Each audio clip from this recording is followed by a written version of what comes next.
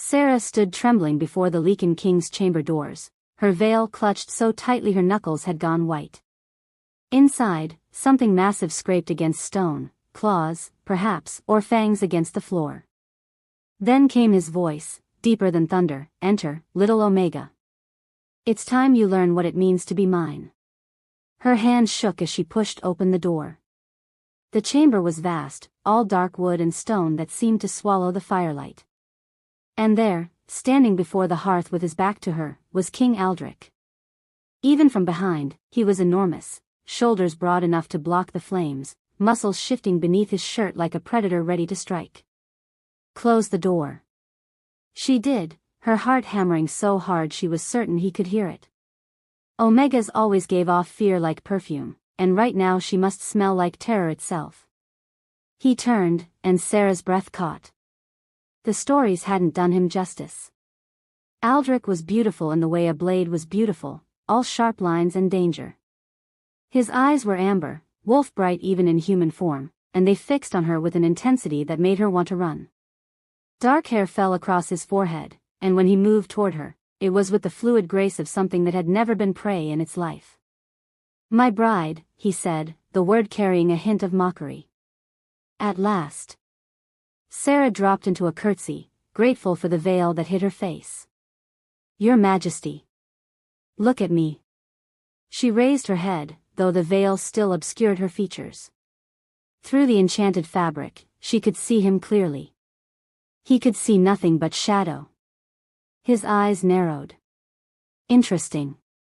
"It's tradition, Your Majesty," she said, hating how small her voice sounded. "In my family, the bride must remain veiled until the full moon following her wedding." "Your family." He circled her slowly, and she forced herself to stand still. "Your family is nothing. A minor pack in the Eastern Territories, barely worth the name. And yet they had the audacity to offer me an Omega bride wrapped like a present I'm forbidden to open." Each word was a calculated cut. Sarah had expected this. She was nobody, a low-born Omega whose pack had seen an opportunity and seized it. The king needed a political marriage to secure an alliance.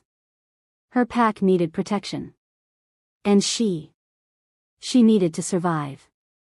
"The full moon is in 3 days, she said quietly. "Surely Your Majesty can wait." "I can." He stopped directly in front of her, so close she could feel the heat radiating from his body. "The question is whether I choose to." His hand came up, and Sarah's pulse skyrocketed. One touch and he could rip the veil away. One command and she would have to obey. She was an Omega, and he was the alpha of all alphas. His fingers hovered near her face. Then he smiled, a predator's smile, and dropped his hand. "No," he said softly. "Not yet. You've piqued my curiosity, little Omega. I want to know what you're hiding badly enough that you'd risk angering me." Relief and dread warred in her chest. "I'm not hiding anything, Your Majesty. It's simply tradition. Lies have a scent." He leaned closer, and she felt him inhale deeply near her throat. "Did you know that?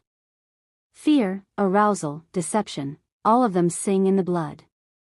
She held perfectly still as he scented her, his nose traveling along her neck, her shoulder. This was a claiming ritual, a way of marking her as his without actually biting. She'd expected it. What she hadn't expected was the way her body responded, a traitorous warmth spreading through her despite her terror.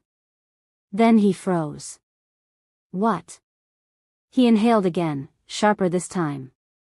His hand shot out and gripped her arm, not hard enough to hurt, but firm enough that she couldn't pull away. "What are you?" "I don't understand." "Your scent." His eyes had gone pure wolf now, the amber glowing. Beneath the fear, beneath the Omega sweetness. There's something else. Something that shouldn't exist. Panic clawed at her throat. No. No, he couldn't know. Not yet. Not ever. "I'm an Omega," she said, and it wasn't entirely a lie. "That's all I am." He stared at her for a long moment, his grip on her arm tightening just slightly. She could feel his wolf rising, could feel the power that rolled off him in waves. If he wanted to, he could pin her to the floor and tear the veil away. He could make her submit with nothing but his will. Instead, he released her and stepped back. "You will come to my chambers every night," he said, his voice like gravel. "Each night, I will ask you to remove the veil. And each night, you will decide whether to obey your king or cling to your secrets." "Yes, your majesty." "And Sarah?" He waited until she looked at him. "When the full moon comes, I will have answers. One way or another." It was a dismissal. She curtsied again and turned toward the door, forcing herself not to run. "Oh, and Sarah?" She paused, hand on the door. "The wolves of this court are not kind to outsiders. Especially not to Omegas who've claimed a prize they believe should have been theirs. Watch your back."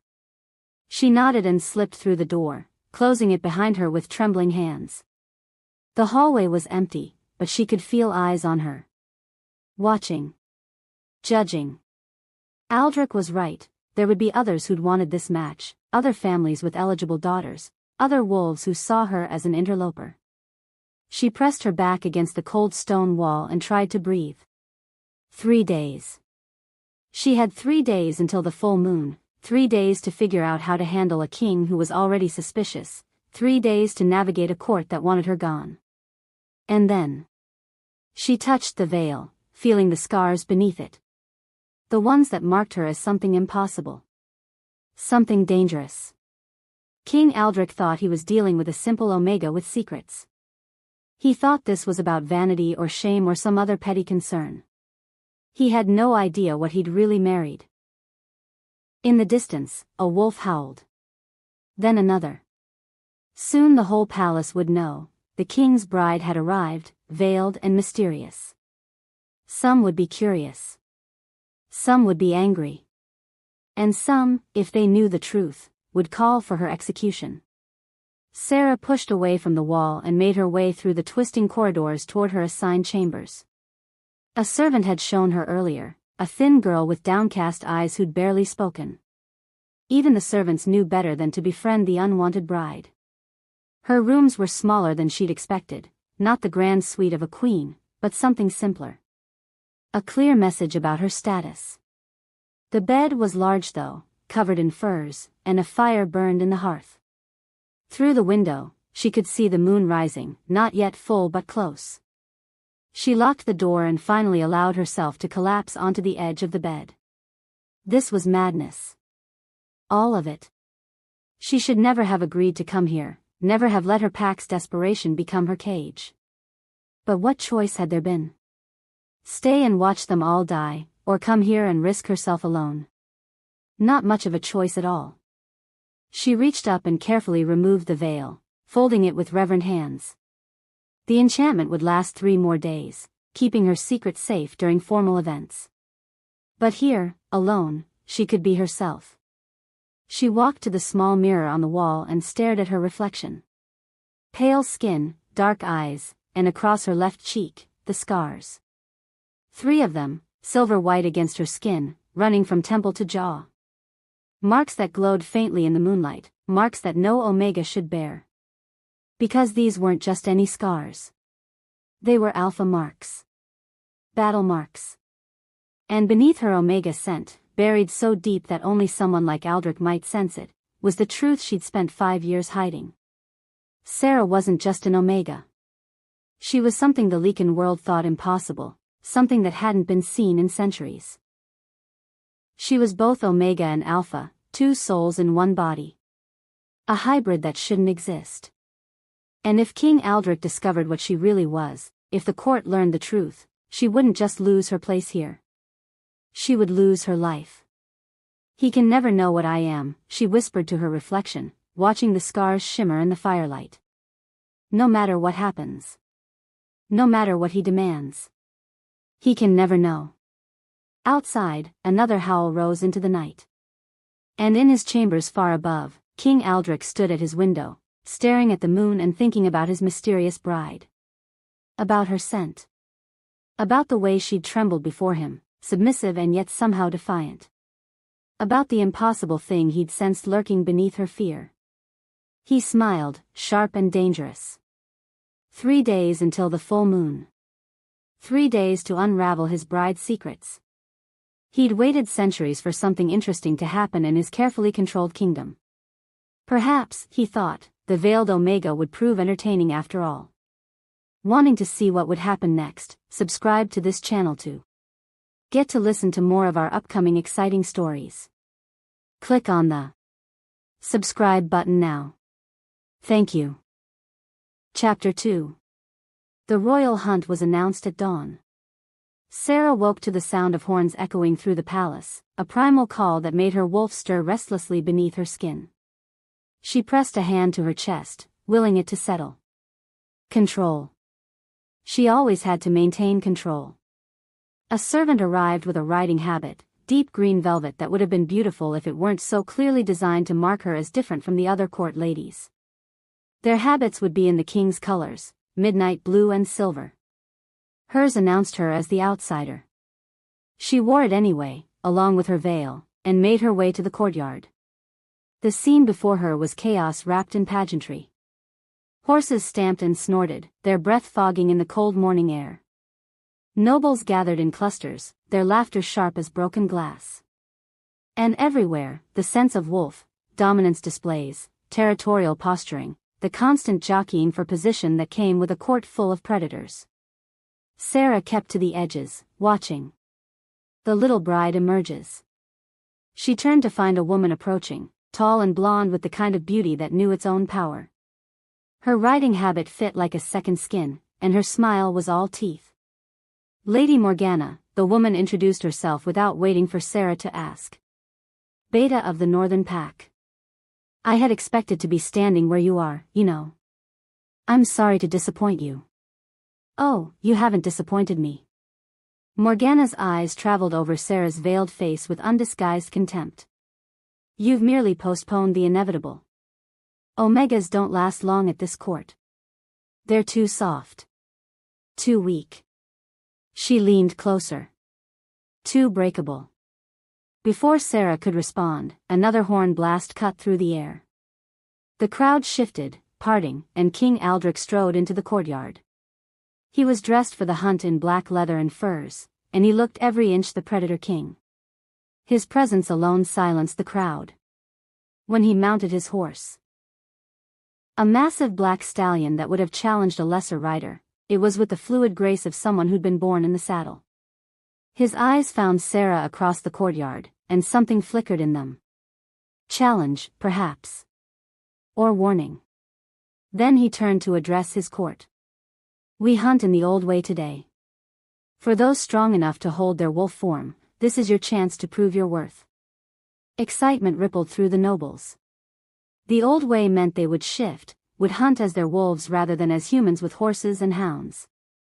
It was a display of power, of control, of everything that made the Leakin court legendary. And for those who cannot, someone called out, a young alpha with more courage than sense. Aldrich's smile was cold. Then you ride with the Omegas and children. Laughter, sharp and cruel. But Sarah noticed something. A tightness around Aldrich's eyes. A tension in his shoulders that hadn't been there a moment before. The hunt began with a chaos of transformation.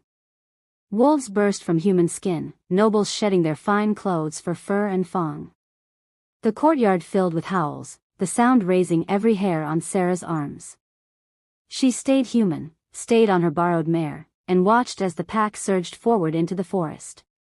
Aldrich went with them, still on his horse, and she noticed he was one of the few who didn't shift. A king who didn't lead the hunt in wolf form. Strange. The other non-shifters, mostly Omegas, a few elderly nobles, and some servants, followed at a more sedate pace. Sarah let herself fall back, away from their chatter and gossip. She had no desire for company. The forest was beautiful, all autumn gold and deep shadow. She could hear the wolves ahead, their howls echoing through the trees as they pursued their quarry. Her own wolf whined inside her, wanting to join, wanting to run free. Soon, she promised it. Not here, not now, but soon. A scream cut through the forest. Not a howl, a human scream, high and terrified. Sarah didn't think. She kicked her horse forward, racing toward the sound. Branches whipped at her face, her veil, but she pushed on. Another scream, closer now, and then she burst into a clearing and saw him. Aldrich. He was on his knees in the center of the clearing, his body convulsing. His shirt had torn, his muscles bulging and shifting beneath his skin. Fur rippled across his shoulders, then receded. His hands elongated into claws, then snapped back to human fingers. He was trying to shift. And he couldn't. Your Majesty. One of his guards stood nearby, clearly panicking. Should I? Get out, Aldrich snarled, and his voice was wrong, half human, half wolf, caught between forms. All of you. Now. The guard fled. Others emerged from the trees, nobles who'd heard the commotion, but one look at their king's face sent them running too. None of them had seen what Sarah had seen. They only knew their king had ordered them away. She should have followed. Should have run like the others. Instead, she dismounted and walked toward him. Don't, he growled, and pain laced every syllable. Don't come closer. She ignored him. Up close, she could see it clearly, the way his body fought itself, trying to complete a transformation it couldn't achieve. Sweat poured down his face. His eyes flickered between amber and human brown, unable to settle. It looked agonizing. How long? She asked quietly. What? How long have you been unable to shift? His laugh was bitter. 3 years. 3 years of this cursed half-life. Another spasm racked his body, and he bit back a groan. Now run, little Omega, before you see your king reduced to something even weaker than you. Instead, she knelt beside him. Her wolf surged inside her, and before she could stop it, before she could think, power flooded through her hands. Not Omega power, that was all submission and soothing. This was something else entirely. Something that burned like lightning and felt like the sun. Alpha power. She pressed her hands to his shoulders, and the power poured into him. She felt his wolf, trapped and screaming inside him, and she reached for it. Found it. Pulled it back from the half-shift with a strength that shouldn't exist in an Omega's touch. Aldrich's body convulsed once more, then settled. The fur receded. The claws retracted. He collapsed forward, gasping, fully human again. Sarah snatched her hands back, horrified at what she'd done. At what she'd revealed. For a long moment, neither of them moved. Then Aldrich raised his head and looked at her with eyes that saw far too much. What are you? He whispered. I don't know what you mean. Don't. His hand shot out and gripped her wrist, not hard, but unyielding. I felt it. That power. That's not Omega magic, Sarah. That's not anything that should exist. Her heart hammered. Let me go. Answer me first. Answer me first, she countered, desperate to shift his attention away from what she'd done. Why can't you shift? What happened to you? His grip loosened slightly, but he didn't release her. For a moment, she thought he wouldn't answer. Then he laughed, a hollow, broken sound. A curse. 3 years ago, I was cursed by someone I trusted. Someone close enough to my bed to slip poison into my wine while I slept. He met her eyes. The curse prevents the full shift. I can't be my wolf anymore. And if my court knew, if my enemies knew, they would tear my kingdom apart. That's why you only summon me at night, she said, understanding dawning. In candlelight. In shadow. So I can't see clearly. So no one can see clearly. He finally released her wrist and sat back on his heels. I am king of the lichens who cannot be a lichen. Ironic, isn't it? Who cursed you? I don't know. The poison was laced with magic strong enough to hide the caster's scent. His jaw clenched. But I will find them. And when I do. A howl interrupted him, distant but coming closer. The hunt was returning. Aldrich was on his feet in an instant, every trace of weakness gone. When he looked at her now, it was as the king again, imperious, commanding, dangerous. You will tell no one what you saw here. And you'll tell no one what you felt, she countered. A ghost of a smile touched his lips. Mutually assured destruction. How romantic. This isn't romance, Your Majesty. This is survival. Perhaps they're the same thing in this court. He offered her his hand, a gesture that surprised her. When she took it, he pulled her to her feet with effortless strength. But you're right. We both have secrets that could destroy us. Which means we need each other. I need nothing from you except to be left alone. Liar. He stepped closer, and she refused to back away. You need my protection. My court would eat you alive without it. And I. He paused, something shifting in his expression. I need someone I can trust. Someone who has as much to lose as I do. You don't even know what I am. No, he agreed. But I will. Just as you'll learn who cursed me. We're bound together now, little Omega. Whether we like it or not. The other hunters began emerging from the trees, and Aldrich immediately stepped away from her, his expression shuddering. The vulnerable king vanished, replaced by the cold ruler his court expected. My lady, he said formally, loud enough for others to hear. You should return to the palace. The hunt is no place for one of your delicate constitution. It was a dismissal and an insult wrapped together. Sarah played her part, curtsying low. As you wish, Your Majesty. But as she turned to leave, his voice followed her, soft enough that only she could hear, tonight. My chambers. We have much to discuss. The palace gardens had been dying. Sarah discovered this by accident that afternoon, when she sought refuge from the staring eyes of the court. The paths led her to a secluded corner where roses grew, or had once grown. Now they were withered things, their petals brown and curled, their thorns dull. She knelt beside them without thinking, her fingers brushing a particularly damaged bloom. And power surged through her again. It was different from what she'd felt in the forest, gentler, but no less impossible. The rose beneath her fingers shuddered, then began to change. Brown petals flushed with red.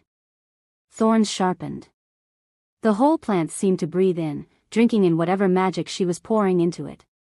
Blessed Mother, someone gasped behind her.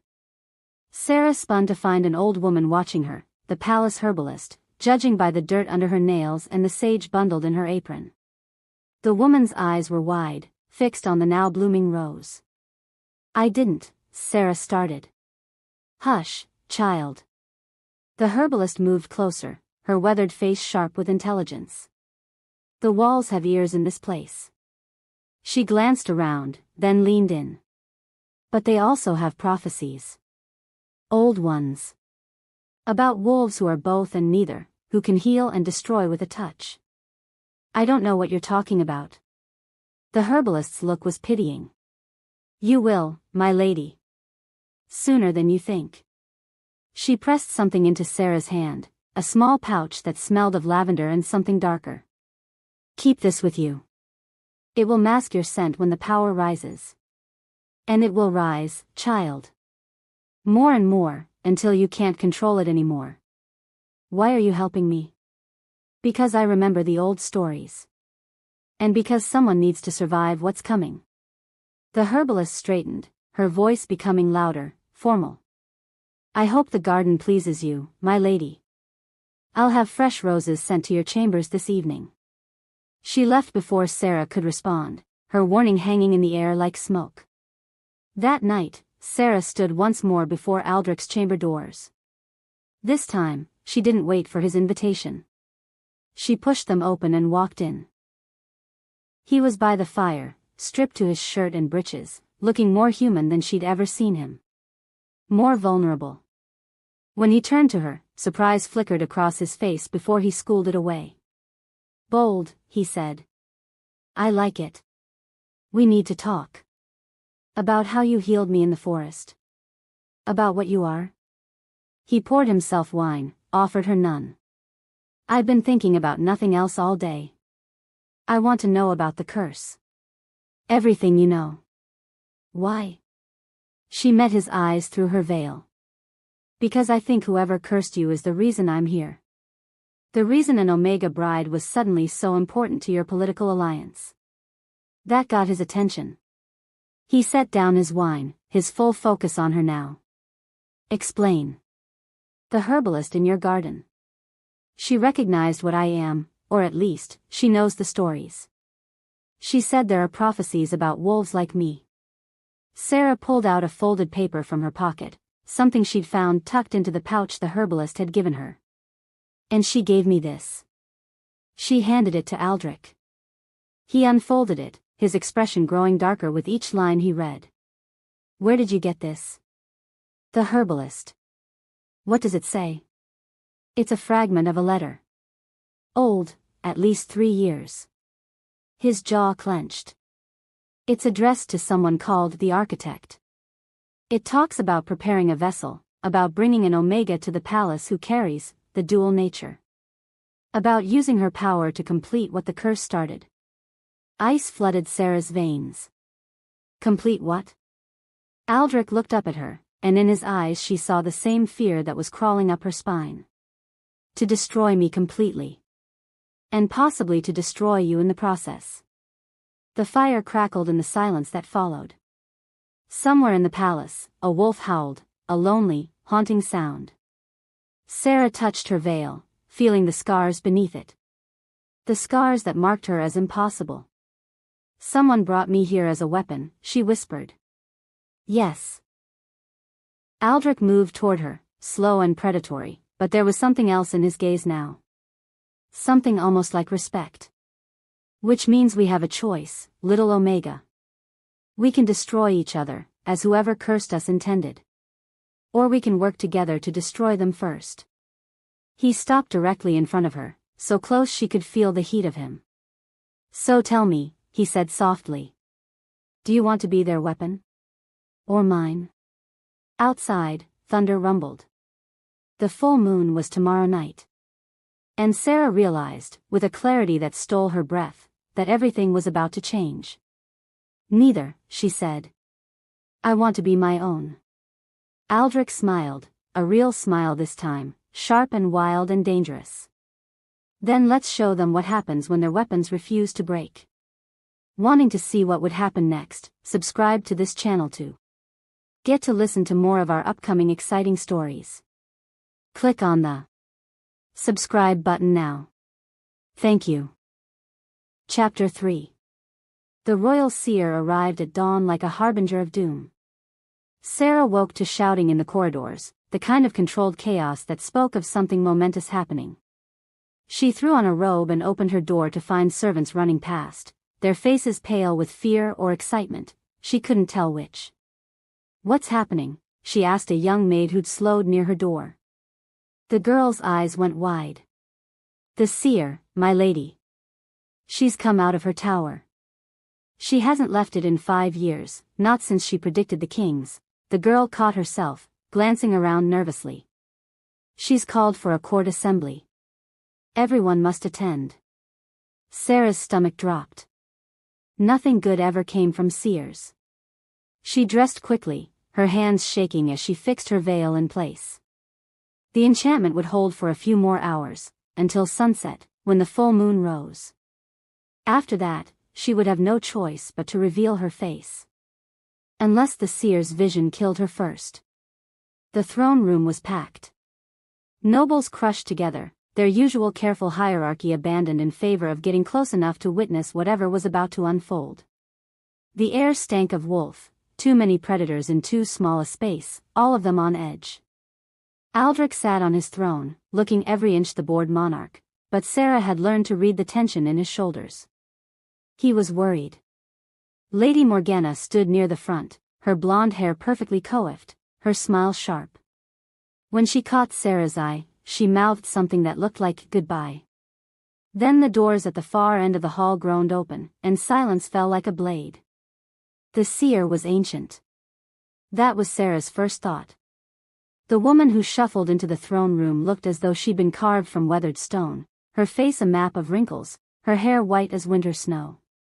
But her eyes burned with an intensity that had nothing to do with age. She moved through the crowd, and nobles pressed themselves against the walls to avoid touching her. Seers were sacred, untouchable, and dangerous. Their visions came from the moon goddess herself, and to interfere with one was to court divine wrath. She stopped before Aldrich's throne and bowed, barely. "Your Majesty," she rasped, her voice like gravel scraping bone. "The goddess has sent me a vision. One that concerns your fate and the fate of this kingdom." "Speak, Cassandra," Aldrich said, his voice carefully neutral. "We are listening." The seer's eyes found Sarah in the crowd. Fixed on her. Pinned her like an insect to cork. "The Veiled One," she said, and the room erupted in whispers. "The Omega bride who hides her face from her king and her court. She stands at the center of what is to come." Sarah's heart hammered so hard she thought it might burst from her chest. "During the blood moon, 21 days hence, the Veiled One will stand before the king in his hour of greatest weakness." Cassandra's eyes rolled back, showing only white, and when she spoke again her voice had changed. Deeper. Resonant. The voice of something beyond human. "She will choose, to break the chains that bind him, or to complete the destruction that was begun. The king will live or die by her hand. The kingdom will rise or fall by her choice." The whispers exploded into shouts. "She's a threat. The Omega must be cast out. She'll kill us all." But others argued back, "The prophecy says she could save him. We can't risk the king's life. We can't ignore the moon goddess's will." Aldrich rose from his throne, and the room fell silent instantly. When he spoke, his voice carried the weight of absolute authority. "Enough." He descended the steps, his gaze sweeping the crowd. "The seer has spoken. The moon goddess has given us warning and opportunity both. My bride will be protected, as is her right. Any who move against her move against me. But your Majesty." Lord Brennan, an older alpha with silver in his hair, stepped forward. "The prophecy clearly states she's a danger. The prophecy states she's a choice," Aldrich cut him off. "And I choose to trust in the goddess's wisdom. Sarah is my bride and my responsibility. She will remain under my protection until the blood moon." Morgana laughed, a cold, cutting sound. "Protection? Or imprisonment? The prophecy says she'll either save you or destroy you. Perhaps we should ask the little Omega which she intends." All eyes turned to Sarah. She wanted to run. Wanted to shift and tear through the crowd and flee into the forest where no prophecies or kings or courts could find her. But she forced herself to stand tall, forced herself to meet Morgana's gaze through her veil. "I intend," she said quietly, "to do whatever the moon goddess wills." It was the only safe answer. It was also completely true. Aldrich's eyes met hers across the crowd, and something passed between them. Understanding, perhaps. Or the acknowledgement that they were both trapped now, by prophecy, by politics, by forces beyond their control. "The assembly is dismissed," he said. "The seer will be returned to her tower with honor. And my bride," he paused, "will attend me in my chambers immediately." It wasn't a request. The walk to his chambers felt like a death march. Nobles stared at her as she passed, their expressions ranging from fear to hatred to morbid curiosity. Sarah kept her head high and her steps steady, refusing to give them the satisfaction of seeing her afraid. When she reached his doors, the guards let her pass without question. Inside, Aldrich was pacing before the fire like a caged wolf, his control finally cracking. 21 days, he said without preamble. "In 21 days, you'll either save me or kill me." The prophecy couldn't be clearer. "I didn't ask for this." "Neither did I." He whirled on her, and for the first time she saw real fear in his eyes.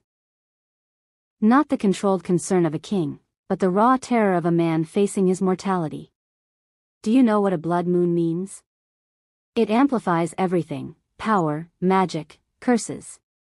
Whatever you are, whatever you can do, it will be 100 times stronger. And if you choose wrong, if you make one mistake, I won't let you die. The words were out before she could stop them. Truthful and stupid in equal measure. Aldrich stared at her. Why? You owe me nothing. I forced you into this marriage. I've given you nothing but suspicion and threats. Because whoever cursed you brought me here as a weapon, she said. And I refuse to be used by them or anyone else. He moved toward her then, slow and deliberate. Show me. What? Your face. The full moon rises tonight and your enchantment will break anyway. Show me now. Let me see what I'm trusting my life to. Sarah's hands went to her veil, then stopped. You won't like what you see. I don't care. He was close enough to touch now. I need to know, Sarah. I need to understand what you are. For a moment, she hesitated. Then she thought of the prophecy, of the blood moon looming in her future, of the fact that in 21 days every secret would be laid bare anyway. She reached up and unpinned her veil. It fell away like a sigh, and she stood before him unveiled for the first time. His sharp intake of breath told her he'd seen the scars. 3 of them, silver white against her skin, running from her left temple to her jaw. They caught the firelight, making them seem to glow. Alpha marks, he breathed. His hand came up, fingers hovering near her face but not quite touching. Those are alpha claws. A killing strike. Yes. Omegas can't survive that. The dominance poison in an alpha's claws, it should have killed you instantly. Unless. His eyes widened with understanding. Unless you're not an omega. She met his gaze steadily. I'm not an omega. I'm just, more than that. Show me.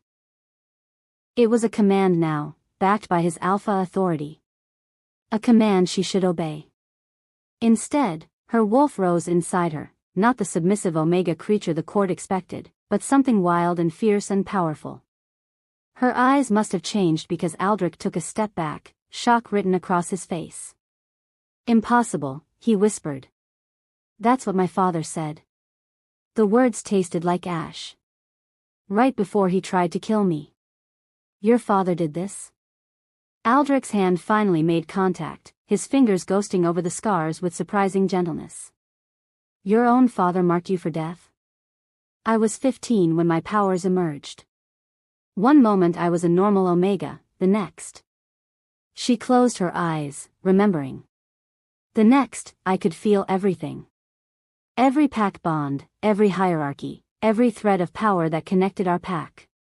And I could change them. Strengthen them. Break them. My father felt it happen, felt his alpha authority waver because I existed. So he did what any alpha would do when faced with something that threatened his power. He tried to eliminate the threat. He would have succeeded if my mother hadn't intervened. She was Omega too, but she was strong in her own way. She got me out, helped me hide, taught me to bury what I was deep enough that no one would sense it. Sarah opened her eyes. She died 6 months later. The pack said it was illness, but I knew better. My father killed her for helping me escape. Aldrich's hand dropped from her face, but his expression had shifted. The fear was still there, but now it was mixed with something else. Anger, perhaps. Or recognition, the understanding of one survivor to another. What are you? He asked quietly. Not Omega, not Alpha. What is there in between? I don't know. I've spent 5 years trying to figure it out. She wrapped her arms around herself. But the herbalist gave me a clue. She said there are old stories, old prophecies about wolves like me. The Forbidden Tower. Aldrich's eyes sharpened. There are records there. Books and murals from before the kingdom was unified. Knowledge the court deemed too dangerous to preserve in the main library. Can you get me in? I'm the king. I can do whatever I want. He smiled, but it was strained. Though going to the Forbidden Tower together will certainly fuel rumors. Let them talk. We have 21 days to figure out how to break your curse without killing you. I think rumors are the least of our concerns. He laughed, a real laugh this time, surprised and genuine. You're not what I expected, Sarah. Neither are you, Your Majesty. Aldrich. He met her eyes. When we're alone, call me Aldrich. If you're going to save or destroy me, we should at least be on a first-name basis. The Forbidden West Tower was exactly as ominous as its name suggested. They went at midnight, when the palace slept and only the guards remained awake. Aldrich dismissed the ones posted at the tower entrance with a wave of his hand and a command to forget they'd seen anything. Then he led Sarah up the winding stairs, a single torch lighting their way. No one's been up here in decades, he said. My grandfather sealed it after, he paused. After something happened. He never said what. The door at the top was locked with 7 different mechanisms. Aldrich worked through them one by one, his fingers sure despite the darkness. When the final lock clicked open, the door swung inward with a groan that sounded almost alive. The room beyond took Sarah's breath away. It was circular, its walls covered floor to ceiling with murals painted in colors that still vibrated with life despite their age. And everywhere, were wolves. But not ordinary wolves. These wolves glowed. Their fur was silver white, marked with symbols that seemed to shift and change as Sarah watched. They stood at the centers of intricate patterns that looked like pack bonds made visible, threads of light connecting them to other wolves, to humans, to the moon itself. Blessed Mother, Aldrich breathed beside her. Sarah moved closer to the nearest mural, her heart pounding. The wolf at its center was painted larger than the others, more detailed. And on its face, 3 scars. Silver white. Exactly like hers. Her hand went to her cheek automatically. What is this? Aldrich asked. What are these creatures? Sarah found words carved beneath the mural in a language she shouldn't understand but somehow did. The knowledge rose in her blood like memory, like instinct, like coming home. Lunari wolves, she whispered. Blessed by the moon goddess. Born of her light. She moved to the next panel, reading quickly. They could feel the bonds between pack members. Could strengthen them or sever them. Could heal or harm with a touch. They were the bridge between wolf and divine, the moon goddess's hands in the mortal world. Were? Aldrich joined her, his eyes scanning the murals. What happened to them? She didn't need to read further. The next panels told the story in brutal detail. Lunari wolves surrounded by angry packs. Lunari wolves burning. Lunari wolves torn apart by those they'd tried to help. They were feared, she said softly. Too powerful. Too different. The packs decided they were abominations and hunted them down. Every last one. Extinction. That's what the histories say. She turned to face him, and in the torchlight her scars seemed to glow just like the painted wolves. But my mother told me something different before she died. She said I wasn't broken. Wasn't an abomination. She said I was Lunari, the last of a bloodline that went into hiding centuries ago, living as Omegas, suppressing their true nature to survive. Understanding dawned in Aldrich's eyes. Your father. When your powers emerged. He knew what I was. What his Omega mate had really been. Sarah's voice broke. He knew and he tried to erase the stain from his bloodline. But my mother saved me. Sent me away. And when I came of age, my pack saw an opportunity. A Lunari bride for the cursed king, even if they didn't know what I truly was. Someone knew, Aldrich said grimly. Someone who cursed me, who orchestrated this marriage, who wants to use your power for something. The blood moon. Sarah looked up at the painted ceiling, where a massive red moon dominated the mural. During the blood moon, Lunari power is at its peak. I could break your curse. Or complete my destruction, just like the prophecy said. Aldrich moved toward her. Sarah, if you're truly Lunari, if you have that kind of power, then whoever cursed me is planning to use you as a conduit. To finish what they started. Then we don't let them. She met his eyes. We figure out who cursed you. We break it on our terms. And we make sure whoever's been pulling our strings learns what happens when their weapon turns on them. Thunder rumbled outside, impossible thunder, given the clear night. They both turned toward the tower's single window. Through it, they could see the moon rising, full and bright. And around its edges, just beginning, a halo of red. The blood moon, Aldrich said. It's starting early. We don't have 21 days. Sarah felt her power surge in response to the moon's pull, stronger than it had ever been. The scars on her face began to burn. How long? A week. Maybe less. His hand found hers in the darkness. Can you control it? The power? She wanted to lie. Wanted to promise him she could handle it, that everything would be fine. Instead, she told him the truth. I don't know. Outside, a wolf howled, long and mournful, a sound of mourning or warning. And in the murals all around them, the painted Lunari wolves seemed to watch with knowing eyes, as if they'd seen this moment coming for centuries. As if they'd been waiting for the last of their kind to finally come home. If you're still listening to this story up to this point, why don't you subscribe to this channel to continue getting impactful daily stories like this?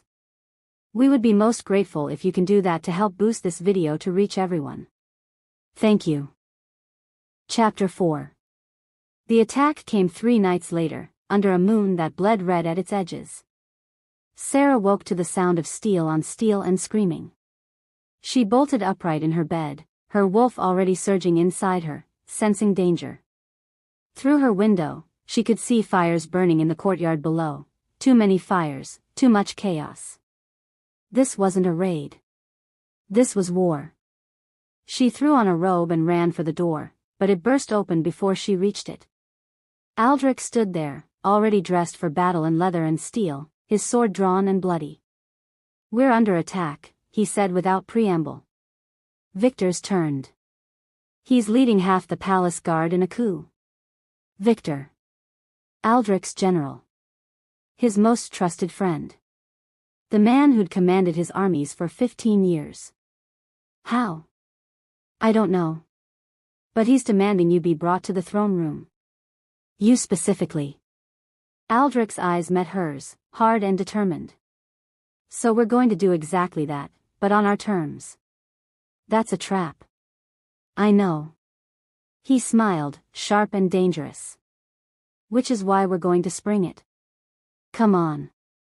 He grabbed her hand and pulled her into the corridor. It was chaos, servants fleeing, guards fighting guards, blood on the marble floors. Aldrich cut through it all like a blade, his sword moving with lethal precision. Anyone who moved to stop them fell. Sarah tried to help, tried to reach for her power, but it was wild inside her, responding to the blood moon's pull, threatening to spiral out of control. She had to keep it contained, had to stay in control until the moment was right. They reached the throne room to find it packed with wolves, both in human and animal form. At the center, standing on the dais before Aldrich's throne, was Victor. He was massive, even in human form. Broad-shouldered and scarred from 100 battles, with eyes like winter ice. And beside him, Sarah's blood turned to ice. Beside him stood a man she'd hoped never to see again. Tall and lean, with silver streaking his dark hair and eyes the same color as hers.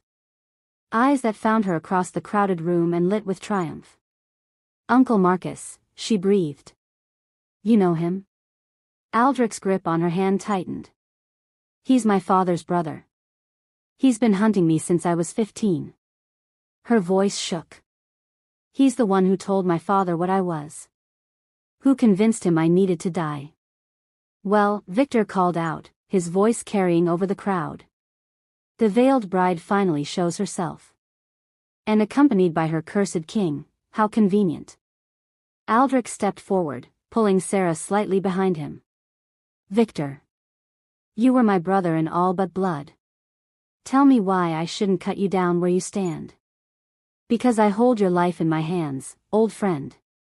Victor gestured, and the crowd parted to reveal a circle drawn on the floor in what looked like blood. Runes pulsed within it, ancient and malevolent. That's your curse, Aldrich. Made visible. Maintained by my power for the last 3 years. Sarah's breath caught. You're the one who cursed him. Guilty.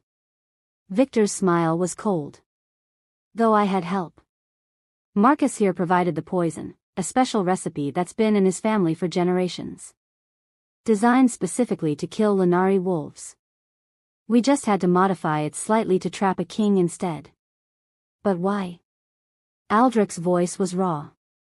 What did I do to deserve this betrayal? You were weak. Victor spat the word like a curse. You spoke of peace, of unity between the packs. You wanted to end the old ways, the dominance challenges, the blood feuds. You would have turned us into dogs, tame and docile. So I decided to give the kingdom a king who understood true power. You wanted his throne, Sarah said. More than that. Marcus stepped forward, his eyes locked on Sarah. We want something that was stolen from us centuries ago. The power of the Lanari wolves, the ability to control pack bonds, to reshape the hierarchy itself.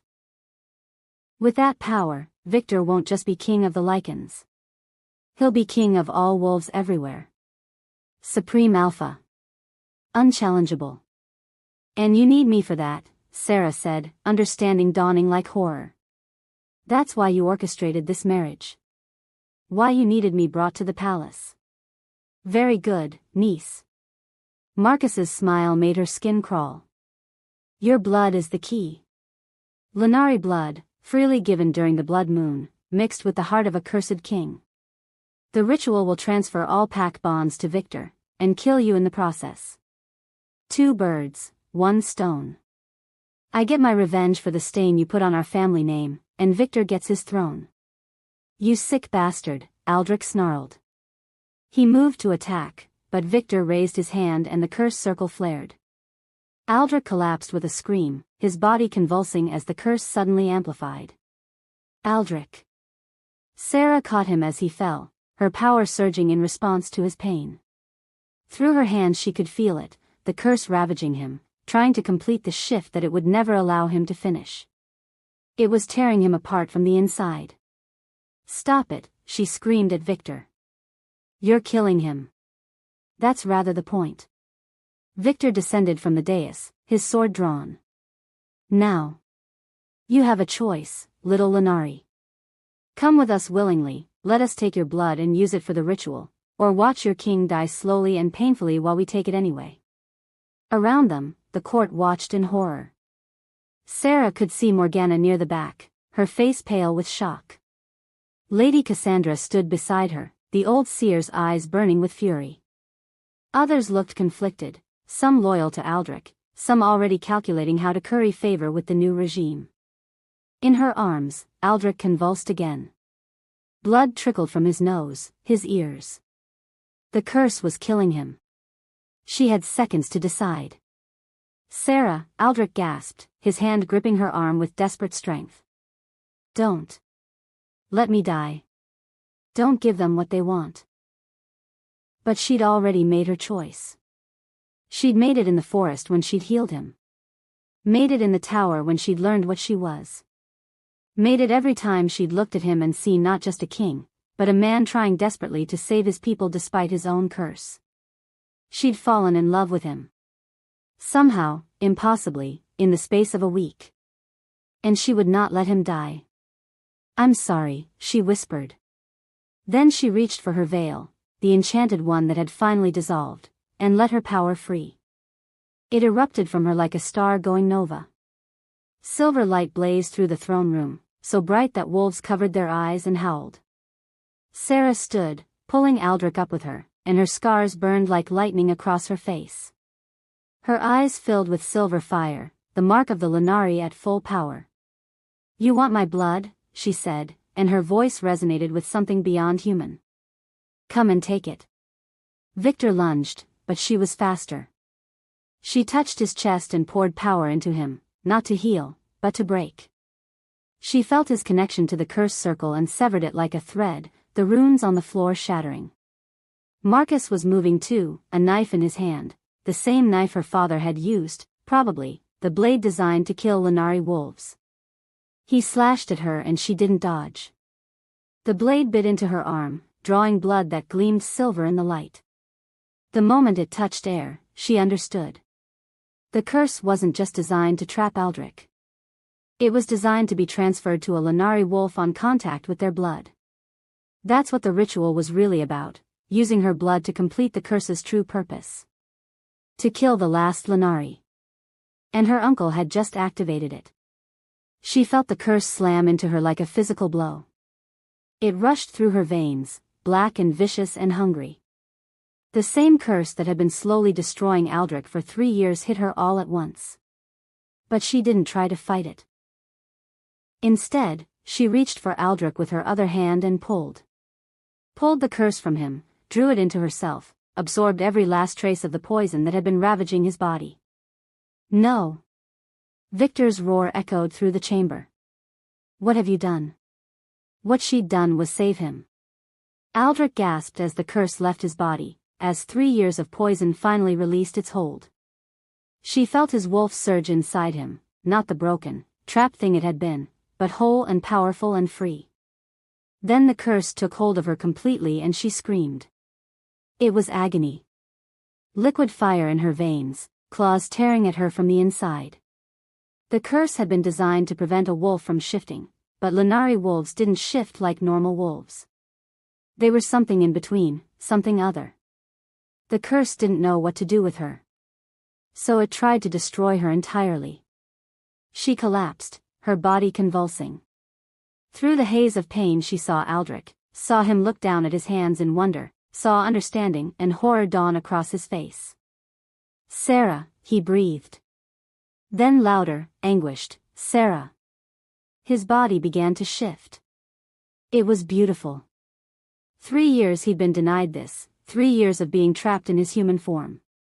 Now his bones lengthened and reformed, fur erupted across his skin, and in moments where a man had stood there was a wolf. Magnificent. Massive. Black as midnight with eyes of burning amber. He was the Leaken King in truth now, powerful and whole. And she was dying. How touching, Marcus sneered, circling them like a shark. The beast gets his form back just in time to watch his mate perish. The curse will kill her within minutes, it was designed to. Lunari wolves can absorb pack bonds, but they can't survive a curse made specifically to destroy them. Aldrich's wolf snarled, placing himself between Sarah and her uncle. The sound that came from his throat was pure rage. "Oh, the beast wants to play?" Victor had regained his composure, his sword raised. "Fine. Kill them both. Claim what we came for." The rebel guards moved forward, but they were met by loyal wolves.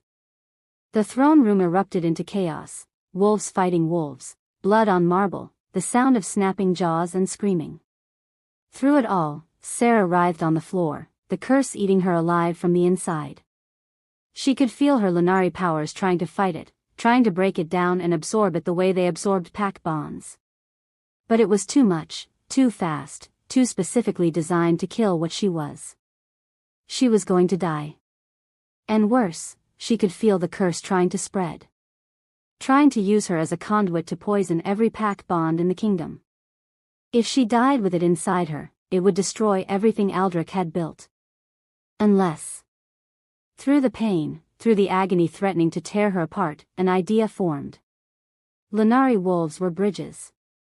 Between wolf and human, between pack and individual, between the mortal and divine. They didn't just absorb power, they redirected it. What if she could redirect the curse? Not into another wolf. Not into a living thing at all. But into the moon itself. It was insane. The moon was the source of all wolf power, the font from which their magic flowed. Pouring a curse into it could destroy wolf kind entirely. Or it could purify the curse. Burn it away in the moon goddess's light. She had to try. Sarah reached deep inside herself, past the pain, past the fear, past everything human or wolf. She reached for the part of her that was Lanari, the part that could touch the divine. And she pushed. The curse roared inside her, fighting to stay, but she was stronger. She was the last Lanari, blessed by the moon goddess, and she would not let this twisted magic win. She pushed the curse out of her body, up through her raised hands, toward the blood moon visible through the throne room's high windows. Silver light blazed from her palms, carrying the curse with it. It shot upward like a pillar of fire, punching through stone and spell alike, reaching for the moon. And the moon answered. Red light poured down, meeting silver. Where they touched, the curse burned away, not destroyed, but transformed. Purified. The blood moon drank in the poison and returned only light. Sarah felt the moment the curse broke. Felt it shatter into nothing, leaving her gasping and whole on the cold floor. Around her, the fighting had stopped. Everyone, rebel and loyalist alike, stared upward at the pillar of light connecting earth to moon. Then Sarah collapsed, unconscious before she hit the ground. The last thing she heard was Aldrich's wolf howling, a sound of anguish and triumph and love so powerful it shook the very foundations of the palace. She woke to warmth. Soft fur against her cheek. The steady rhythm of breathing. The scent of pine and wolf and something uniquely Aldrich. Sarah opened her eyes to find herself cradled against an enormous black wolf. Aldrich in his true form, wrapped around her protectively, his amber eyes watching her with an intensity that stole her breath. You're awake, he said, and his wolf's voice was deeper than his human one, resonant and powerful. Thank the goddess. She tried to sit up and found she was in her chambers. Through the window, she could see dawn breaking, the blood moon had passed. How long? 2 days. You've been unconscious for 2 days. His wolf nuzzled against her face, careful of his fangs. I thought I'd lost you. Memory came flooding back. The curse. The ritual. Her uncle and Victor. The coup. Ended the moment you broke the curse. Victor and Marcus tried to fight, but without the curse backing them, they were just 2 traitors against an entire court. His eyes darkened. They're in the dungeons now. Awaiting trial. And the kingdom? Saw their king shift for the first time in 3 years. Saw their Omega Queen save my life by taking a curse designed to kill her. He shifted, and between one breath and the next he was human again, naked and powerful and beautiful. Saw a Lanari wolf return from extinction to protect her mate. Mate. The word hung between them, heavy with meaning. Aldrich. You took my curse knowing it would kill you, he said, his voice rough. You absorbed poison meant for me. You nearly died to save my life. I couldn't let you die. Why? He cupped her scarred cheek with one hand. Why would you do that for me? The answer was simple. Terrifying. True. Because I love you, she whispered.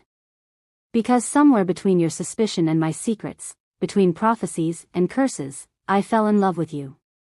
His eyes closed, and when they opened again she saw everything she felt reflected back at her. Wonder. Fear. Joy. Love. I fell in love with a veiled bride who challenged me at every turn, he said. Who was stronger than she pretended, braver than she knew, more magnificent than she believed. I fell in love with you, Sarah. My Lanari. My mate. My queen. He kissed her then, soft and reverent and full of promise. When they finally broke apart, she touched the scars on her face. I'm not what you bargained for. Not a simple Omega bride. I'm everything I never knew I needed, he finished. The last Lanari wolf. The woman who broke my curse and saved my kingdom. The mate the moon goddess chose for me.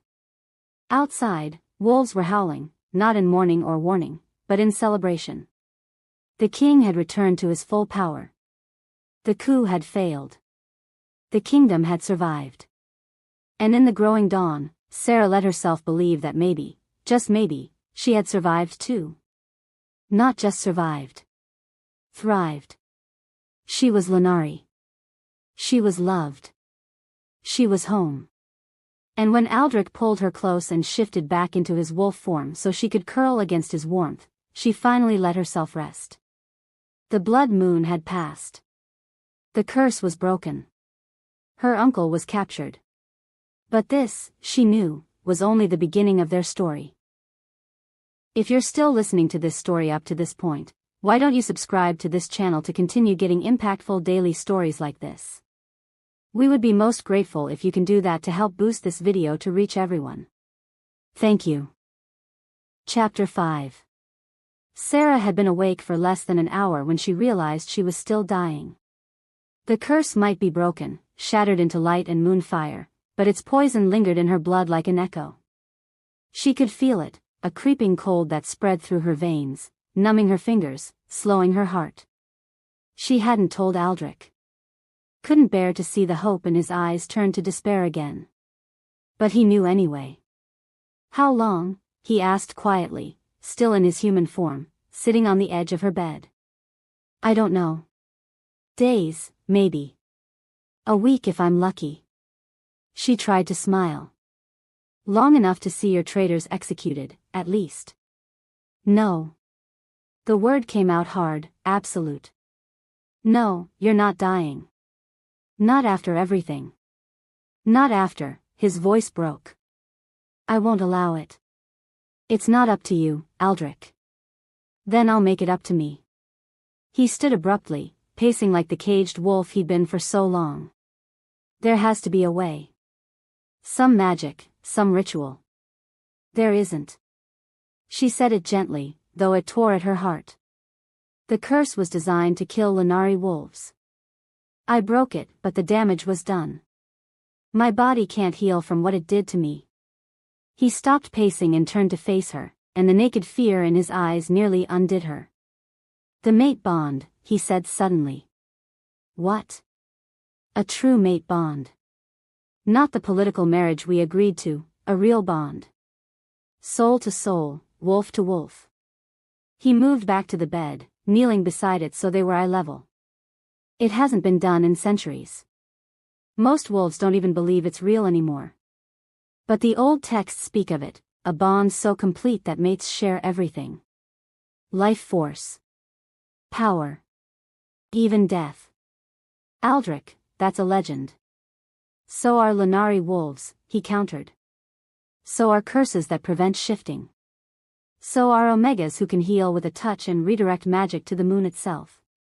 We've been living in legends for weeks now, Sarah. Why stop believing in them now? She wanted to hope. Wanted it so badly her chest ached with it. But hope was dangerous, hope could break her. Even if it's real, she said carefully, do you know how to create such a bond? Yes. He took her hand, his thumb tracing circles on her palm. I've been researching it since you collapsed. The palace archives had texts, old ones. Hidden away like everything else dangerous and true. And it requires complete submission. The stronger wolf must offer themselves entirely to the weaker, not in dominance, but in surrender. They must bare their throat, offer their crown, give their very soul. His eyes met hers. A king must kneel before his omega and mean it. Understanding crashed over her like a wave. Aldrich, you can't. The court would never accept. I don't care about the court. He lifted her hand to his lips, kissing her knuckles gently. I care about you. You saved my life, Sarah. You broke my curse. You revealed yourself to the kingdom knowing it could get you killed. Let me save you now. Let me give you what you gave me, everything. Tears burned in her eyes. You would really kneel before an omega? Before me? I would kneel before you every day for the rest of our lives if that's what it took. His voice was fierce. You are not just an Omega. You're Lunari. You're powerful and brave and magnificent. You're my mate in every way that matters. Let me make it official. Let me bind myself to you so completely that death itself can't take you from me. She should say no. Should refuse to let him debase himself before his court, to give up the dominance that defined his kingship. But she wanted to live. Wanted it with a desperation that terrified her. When, she whispered. Now. Tonight. He stood, his decision made. I'll call the court. They need to witness it anyway. A true mate bond only works if it's sworn before the pack. An hour later, Sarah stood in the throne room wearing a simple white gown. No veil this time. Her face was bare, her scars visible to everyone who looked. She'd refused to hide anymore. The court had assembled in confusion and curiosity. Whispers ran through the crowd like wildfire when they saw her unveiled face, saw the alpha marks that proved she shouldn't exist. Aldrich stood before his throne dressed in full royal regalia, crown, robes, the sword of the first Leakin king at his hip. He looked every inch the powerful ruler they all knew. Then he began to speak. 3 years ago, I was cursed by a traitor who stood at my right hand. For 3 years, I was trapped, unable to be fully wolf, slowly dying from poison I couldn't purge. His voice carried through the hall. My bride, Sarah, last of the Lunari wolves, saved me. She took my curse into herself. She broke it at the cost of her own life. Gasps rippled through the crowd. They hadn't known. Hadn't understood what she'd sacrificed. Now she's dying, Aldrich continued, and his voice roughened. The curse is broken, but its poison remains in her blood. She has days at most. Morgana stepped forward from the crowd, her expression troubled. Your Majesty, what would you have us do? If the curse cannot be healed. It can. He turned to face Sarah fully. Through a true mate bond. An ancient ritual that requires complete surrender from the dominant wolf to the submissive. Silence fell like a hammer. Your Majesty, Lord Brennan said carefully, you cannot mean to. I mean to kneel before my Omega bride, Aldrich said clearly. To offer her my throat, my crown, my soul. To bind myself to her so completely that we share life itself. The throne room erupted. A king cannot submit. It goes against everything. This is madness. Aldrich let them shout. Let them rage. Then he raised his hand and silence fell again, because he was still king, still alpha, still the most dominant wolf in the kingdom. I am your king, he said quietly. But I am also a wolf who has found his mate. And I will not let her die because of outdated beliefs about dominance and submission. He looked at each of them in turn. Those who cannot accept this may leave. Those who stay will witness something that hasn't been seen in 1,000 years, a true mate bond between a king and his queen. No one moved. Even those who disapproved were too curious to leave. Aldrich turned back to Sarah. Held out his hand. She took it and let him lead her to the center of the room, to the space before his throne. Her heart hammered so hard she thought it might burst. Are you sure? She whispered. I've never been more sure of anything. He squeezed her hand once, then released it. And knelt. The gasp from the crowd was audible. A king on his knees before an Omega, it defied everything their society believed. But Aldrich didn't stop. He removed his crown with steady hands and held it out to her. My crown is yours. My kingdom is yours. My throne is yours. Sarah took the crown with shaking hands, hardly believing this was real. Then Aldrich tilted his head back, exposing his throat, the ultimate sign of submission in wolf culture. My life is yours. My strength is yours. My wolf is yours. His eyes met hers, amber and certain. Everything I am, I give to you freely. Accept me as your mate. Let me share your burden as you shared mine. The ritual words were old, formal. But the emotion behind them was raw and real. Sarah felt her wolf rise inside her, not the Omega submission, not the Lunari power, but something else. Something that recognized its other half. Her mate. She knelt too, matching him, and placed the crown on the floor between them. Your crown is our crown. Your kingdom is our kingdom. Your throne is our throne. She reached out and placed her hand over his heart. Your life is my life. Your strength is my strength. Your wolf is my wolf. Their eyes locked. I accept you, they said together. And the bond snapped into place. It was like lightning striking, like the moon pulling the tide. Sarah felt Aldrich flood into her. His strength, his power, his unwavering determination. And she felt herself pour into him, her compassion, her resilience, her Lunari gift. But instead of balancing, instead of settling, something unexpected happened. Their powers merged. Lunari magic and royal bloodline twisted together, creating something entirely new. Sarah felt it building inside her, pressure increasing, power multiplying beyond anything she'd ever felt. And she understood. The curse poison was still there, still trying to kill her. But now she had Aldrich's strength backing her Lunari abilities. Now she had enough power to do what she hadn't been able to before. Not just transform the curse. Destroy it. And destroy everyone who'd helped create it. Aldrich, she gasped.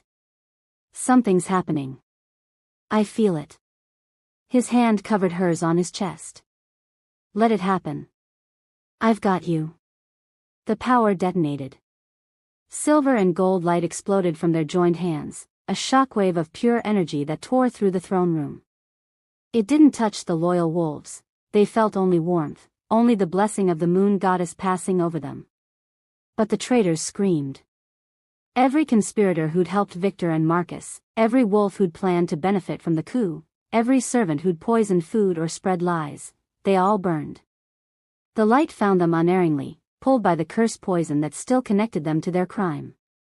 They fell one by one, consumed by the very curse they'd helped create. When the light finally faded, 24 bodies lay scattered throughout the throne room. Including Marcus, who'd been hidden among the crowd in chains, and 3 of Victor's lieutenants who'd claimed innocence. The traitors were dead. All of them. And Sarah was breathing freely for the first time in days. The curse poison was gone, not just broken, but burned away by the bond she shared with Aldrich. They knelt there, hands still joined, staring at each other in wonder. You're alive, Aldrich breathed. We're alive. Then the moon appeared. Not the real moon in the sky, something else. A presence that manifested in the throne room as pure light, taking the shape of a woman tall as the ceiling, beautiful as starlight, powerful as the tide. The moon goddess. Every wolf in the room dropped to their knees, heads bowed. Even Sarah and Aldrich lowered their heads, though they didn't break their joined hands. Rise, my children, the goddess said, her voice like music and thunder combined. Especially you two. I would see the faces of those who've restored what was lost. They stood on shaking legs. The goddess smiled, and it was radiant. Lunari wolves were never meant to be solitary. They were created to be paired with true leaders, those strong enough to rule, wise enough to submit, brave enough to love without ego. Together, a Lunari and their royal mate create perfect balance. Power tempered by compassion. Strength guided by mercy. She moved closer, and though she was light and magic, Sarah could feel the weight of her approval. For 1,000 years, that balance was lost. Lunari wolves were hunted to extinction. Kings ruled without the check of divine partnership. The wolf world suffered for it. The goddess touched Sarah's scarred cheek gently. But you survived, little one. You hid and endured and finally found your way home. And you, she turned to Aldrich. You learned what true strength means. Not dominance, but devotion. Not control, but surrender. We just wanted to save each other, Sarah whispered. I know. That's what made you worthy. The goddess stepped back. Your bond has restored the ancient order.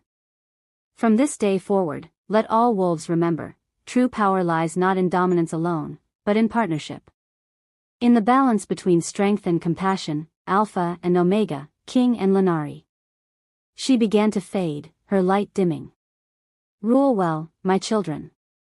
Love deeply. And know that I am always watching. Then she was gone, leaving only moonlight in her wake. For a long moment, no one moved. Then Lady Cassandra stepped forward, her ancient eyes bright with tears. The prophecy is fulfilled, she said. The Veiled One has saved the king. And in doing so, she's saved us all. The court erupted, but this time in cheers. Wolves howled their approval, nobles shouted their allegiance, and even Morgana knelt before Sarah with her head bowed. My queen, she said. Forgive my earlier cruelty. I didn't understand what you were. Sarah helped her up. Neither did I, for a long time. We'll figure it out together. 3 days later, Sarah stood before the court again, this time for her coronation. She wore a gown of silver and white that caught the light like moonbeams. Her face was bare, her scars visible and beautiful. She'd learned to love them, they were proof she'd survived, proof she was strong enough to endure and thrive. Aldrich placed the crown on her head himself, not the one he'd offered during the mate bond, but a new one. Silver worked with moonstone, delicate and powerful at once. Queen of the Lycans, he proclaimed. Lanari blessed. My mate and my equal. The court roared their approval. That night, alone in their chambers, Aldrich knelt before her again. You don't have to do that, she said softly. The ritual is complete. The bond is sealed. I know. He looked up at her with eyes full of love. But I want to. Every night, I want to remind myself what matters. Not the crown or the throne or the power. Just you. She ran her fingers through his hair, touched. And I'll remind you every morning that you're not just my mate, you're my king. My equal. My partner in all things. He rose and pulled her close, kissing her with a passion that still made her knees weak. You are magnificent, he whispered against her lips. Face bare and unashamed. Scars on display. Power embraced. You are everything I never knew I needed. So are you. She smiled. My king who learned to kneel. My alpha who chose surrender. My mate who saw me, really saw me, and loved what he found. They made love that night beneath the full moon, their bonds singing between them, their wolves content at last. And in the morning, when Sarah woke feeling different, feeling a new life blooming inside her, 2 tiny sparks of power that felt like both Lanari and royal, she laughed with joy. Aldrich, she said, shaking him awake. I think I'm pregnant. He was alert instantly, his hand going to her still flat stomach. Through the mate bond, she felt his wonder, his overwhelming love. Twins, he said with certainty. I can feel them. 2 heartbeats. Sarah called for Lady Cassandra, who came immediately. The seer took one look at Sarah and began to cry. The first Lanari royal hybrids born in 1,000 years, she whispered. They'll be extraordinary. Powerful beyond measure. And they'll need both of you to teach them how to wield that power with wisdom. Sarah and Aldrich looked at each other, then at the future growing inside her, and felt nothing but hope. The Omega who became queen. The king who learned to kneel. And the children who would carry their legacy forward, proof that love could break curses, that partnership could restore balance, and that sometimes the most magnificent thing you could be was exactly, unapologetically yourself. Scars and all. END. In the years that followed, Queen Sarah and King Aldrich ruled with wisdom and compassion. Their twins, a boy and a girl, both bearing the silver eyes of Lanari and the amber strength of royalty, grew into leaders who would reshape the wolf world. Other Lanari began to emerge from hiding, no longer afraid, and with them came a new era of balance. The queen still bore her scars proudly, and the king still knelt before her each night, not in submission, but in worship. And in their love, the kingdom found its truest strength. The veiled bride had become a queen. And in being fully seen, fully known, fully loved, she had become exactly what she was always meant to be. Magnificent. Thank you for watching this video. Subscribe, like and share this video to continue listening to this type of story daily and also, to appreciate this community too. I would like to hear your wonderful opinion about this story. Please comment below.